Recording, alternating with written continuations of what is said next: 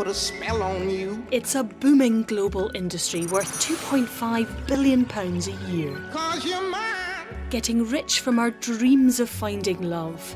But is online dating all it seems? I take them all at face value or photo value. It was all fake and under the pretense that it was real. Tonight, industry insiders blow the whistle on how this growing industry is fooling its customers. You are told openly at a job interview that your job is to fool people. I actually think I got laughed at. How do you think it works? And we reveal how your most personal data, photographs, email addresses and your intimate desires are all for sale on an industrial scale. It seems to me, from what I've seen, that this is something that's done as a matter of course. These profiles are fake, Mr. Appelese. Fake? No, all profiles is real.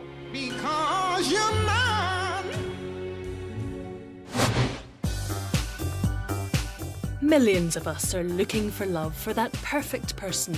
And for a price, there are companies who say they can help you find it.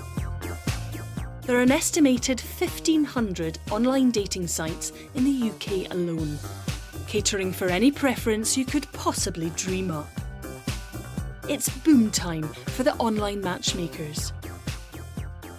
But they've got to compete to get your money.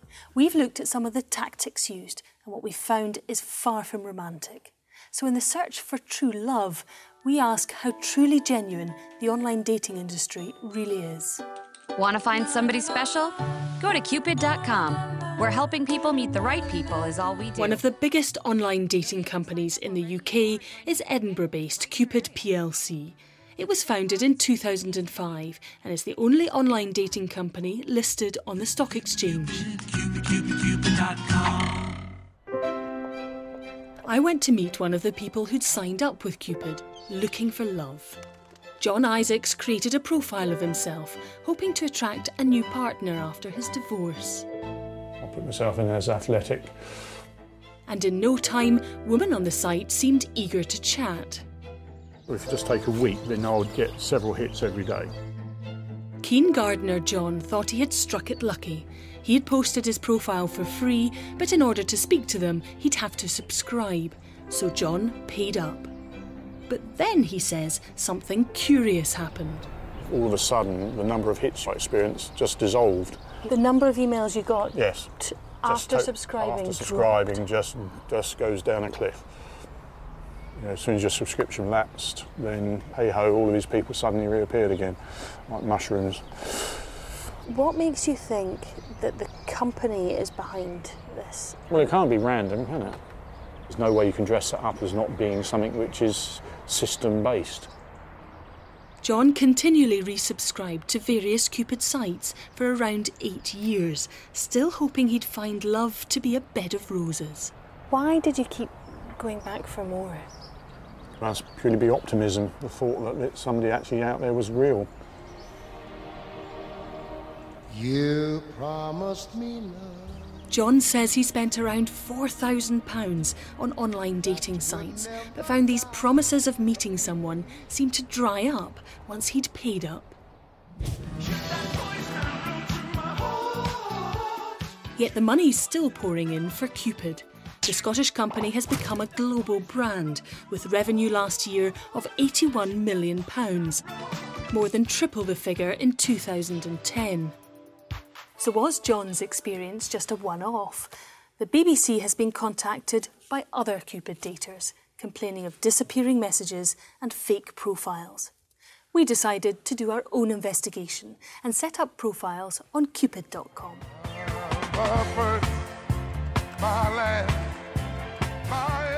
Our profile was a 46-year-old man called James, living in Glasgow. We didn't give him any photographs or details, so you wouldn't expect him to attract much interest. We also asked 2 genuine singles looking for love to post their profiles too, Clark and Jane. All we needed to do was wait and see if any messages would come in.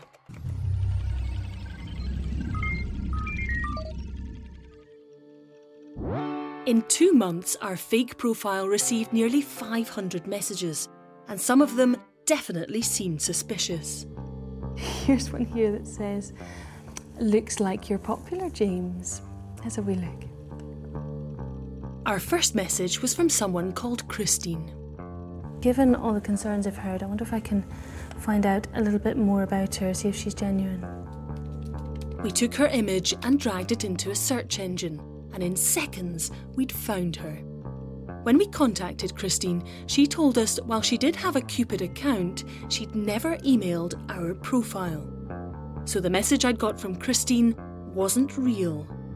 Could it be it was just a come-on to get me to pay up and subscribe? Our profile was proving surprisingly popular. Apparently, another perfect match for James was a woman called Kaz B. Kaz B's image matched Karen Barkey. She's an actress appearing in several prime-time BBC One dramas, including Monarch of the Glen.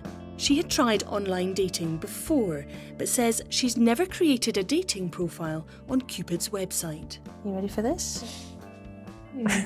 And there I am. How exciting. Kaz B, you're 40. I am, that's true, yes. Okay. And you're a perfect match for a profile that we set up at the BBC. Okay, that's very interesting. Now, 5 or 6? Pretty much 5 7. Yeah. Vegetarian, strict vegetarian. Having roast beef for my tea. Yeah, okay. So Kaz B does not represent Karen? No, I don't know. I mean, at the moment I'm seeing the funny side of it, but it's done purely to take money from that person who's in a vulnerable situation already, because it takes a bit of guts to be open and say, here is who I am, are you interested in me? That's, you know, you've got to be brave to do that anyway. And I really object, actually, the more I think about it, I really object to someone taking advantage with people like that using my photo. Kaz B's no longer on the site, but internet traffic to our BBC dating profile was hotting up. This time, James was matched with Danny 69, a widow from Glasgow. Danny 69, are you who we think you are? It appears she's not in Glasgow at all, not even in the UK. She's called Julie McCrossan. Well, that's bizarre. It says Julie McCrossan is from Australia. We discovered that Julie McCrossan was actually a broadcaster who has a long-term partner. She told us she's never used a dating website. Yet another fake profile trying to entice us into the Cupid website, and like the others, didn't appear to be the work of scammers. While the BBC's profile was receiving attention from fakes, Clark, who's a tailor in South Glasgow, was also testing Cupid's website. Would he have better luck? This woman, Danny 69. Yes, I sent her an email on the 16th of June, yes, but I haven't received anything back from her. Same age as myself. We've come across Danny 69 before. In fact, that photograph belongs to a broadcaster in Australia. In Australia? It makes me wonder how many of the other ones are fake as well. Clark has tried to email another woman from Glasgow. Does she look familiar? She's very attractive, isn't she? She's very attractive. Do you know who she is? No, I don't. That's an old photo of Michelle Pfeiffer. Michelle Pfeiffer? You're aiming high, Clark. I do feel caught now. Here I am sending emails to Michelle Pfeiffer, hoping for a response. Well, it's all very fake and all. So no, it hasn't been a good experience. No. So how was our other online dater getting on? She was also receiving plenty of attention. It's never a dull moment. Good. I'm not saying it's successful, but it's not dull.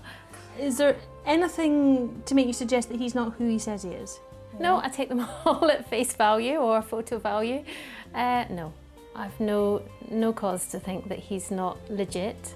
Unfortunately for Jane, we did our research, and although some were genuine, others were definitely not. And she's yet to go on a real-life date from the site. A pattern of deceit appears to be emerging. Messages apparently from real people, but sent without their knowledge. Some profiles are partly real, but partly fake, and others are totally bogus. All of them are abusing someone's image to feign interest in our daters. We contacted Cupid. They said with regards to our online profile, there had been communication from genuine users. As to correspondence falling off after subscribing, they promote subscribers less broadly on the website to focus their attention on key messages. On fake profiles, they said, considering the industry-wide problems with scammers, it's likely that this is the cause. Cupid expends significant effort to combat scammers.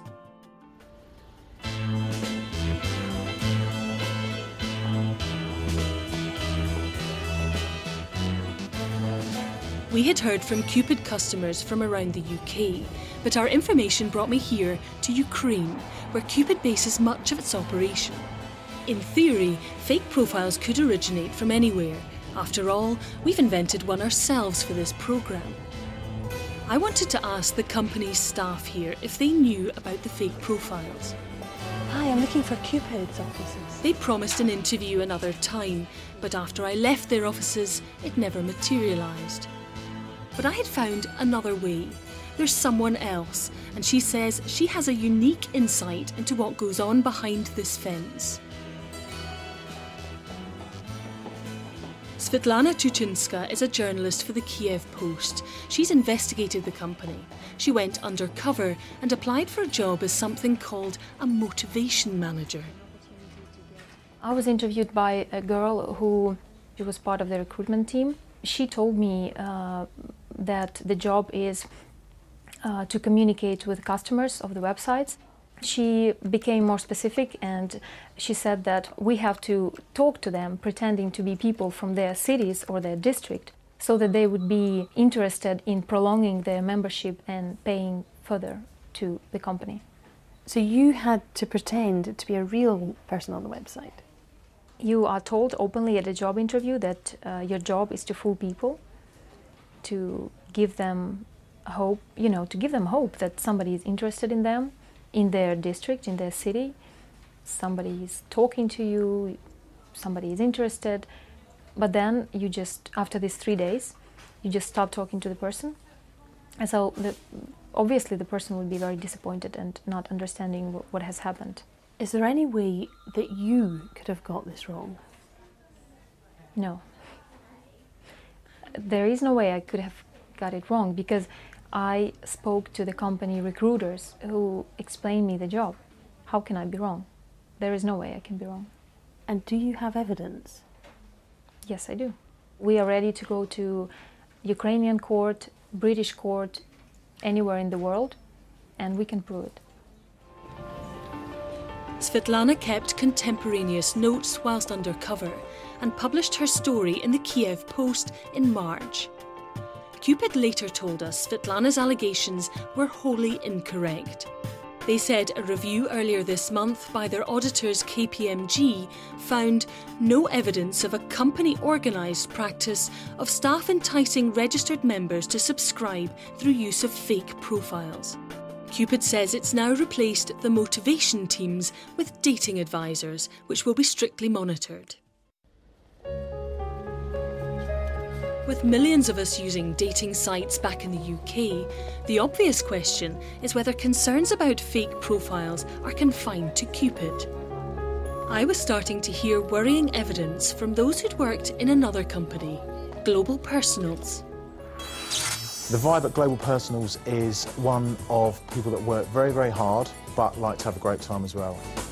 Global Personals is one of the largest dating companies in Britain. We work really hard to make sure we recruit the